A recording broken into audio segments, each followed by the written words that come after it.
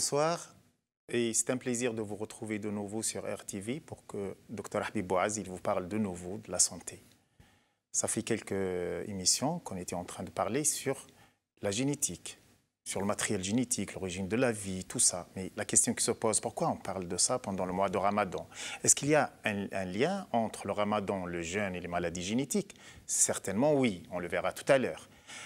Aujourd'hui, on va parler des maladies héréditaires. Les maladies héréditaires sont des maladies qui se transmettent de la maman et papa vers les enfants, des ancêtres vers le maman et papa et après vers les enfants. Donc, c'est un dessin descendant. Donc, pour découvrir les maladies génétiques, il faut faire une étude ascendante des enfants. On va essayer de chercher la maladie chez les enfants, puis on va interroger et diagnostiquer les papas et les mamans, et après, pourquoi pas, toute la famille.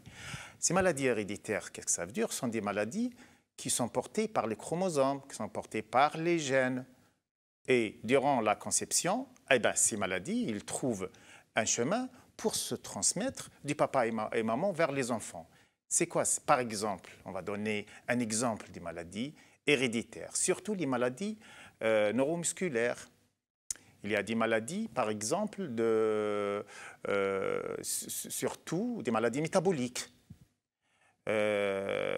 Certaines autres maladies et dont ils sont connus dans la société, par exemple pour les enfants qui connaissent un certain déficit intellectuel.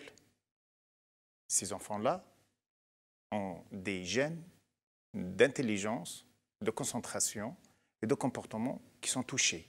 Et souvent, ces gènes-là, ils se transmettent des mamans et papas vers l'enfant. Les maladies héréditaires, parfois, ils sont cachés.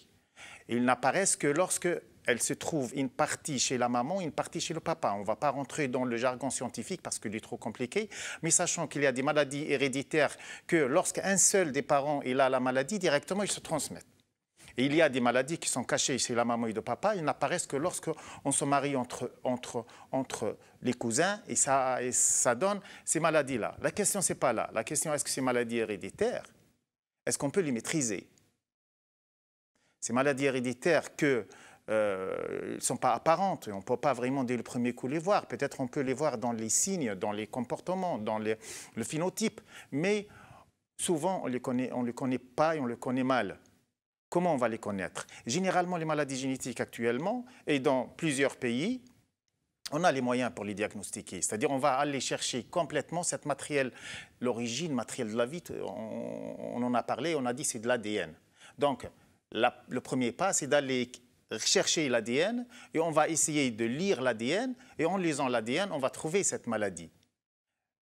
Cette maladie, une fois elle est trouvée, on va se poser la question, est-ce qu'elle est traitable ou non? Eh bien, c'est ce qu'on va voir dans la prochaine série, comment on peut diagnostiquer, comment on peut savoir et comment on peut traiter les maladies génétiques. Sachant que les maladies héréditaires sont des maladies génétiques.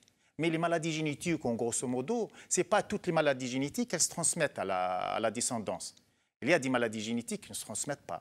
Mais il y a des maladies génétiques qui se transmettent. Ces maladies qui font l'objet de la transmission, on les appelle les maladies héréditaires. On verra dans la prochaine séance comment on peut diagnostiquer, comment on peut traiter ces maladies-là et quelle liaison avec le ramadan et le jeûne. À la prochaine fois.